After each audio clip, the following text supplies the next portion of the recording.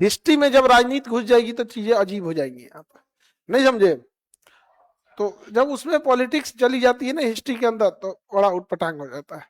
इस देश में सबसे ज्यादा, अब आप गौर करके देखिएगा ना, आदिवासियों का इतिहास गायब कर दिया, जबकि पूरे हिंदुस्तान में 200 सालों तक कोई कह नहीं सकता है कि एक भी आदिवासी अंग्रेजों से संधि किया हो। और ये जितने राजाओं महाराजाओं का आप नाम सुनते हैं और ये बहुत ज्यादा महिमा मंडल सुनते हैं, ये सब अंग्रेजों के साथ जाके मतलब संधि किए थे, सब संधि किया था कि मार दो किसी को, चाहे वो ग्वालियर के राजा हो, चाहे जयपुर के राजा हो, चाहे कहीं के राजा हो, सब ने संधि किया था यहाँ पर। लेकिन एक भी आदिवासी ने संधि नहीं किया। इन लोगों ने संधि भी कर लिया और कहते हैं कि हमको पढ़ा नहीं रहे हो। कौन सी पढ़ाएं, देर पढ़ाएंगे तो बेइज्जत हो जाओगे। पढ़ा दे सिंधियों का इतिहास, झांसी की रानी के अंतिम संस्कार पे रोक लगाया था, तुम क्या ही बताएंगे।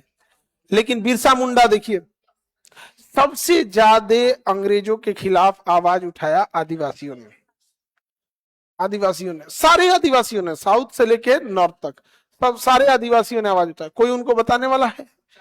कोई चर्चा नहीं करता है। महल में रहने वाले लोग का चर्चा, उसका रीजन समझो क्यों होता है।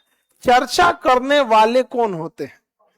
आप कहां चर्चा करिएगा, या तो चर्चा कीजिएगा पढ़े लिखे लोगों के पास, या चर्चा कीजिएगा मीडिया में।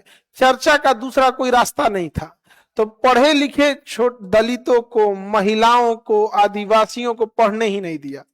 तो चर्चा हुआ उन्हीं लोग के पास जिनके पास शिक्षा थी, वो अपने चर्चा करके बैठ गए, अपना चर्चा करके बैठ गए। अब मीडिया किन के पास है जरा देखो।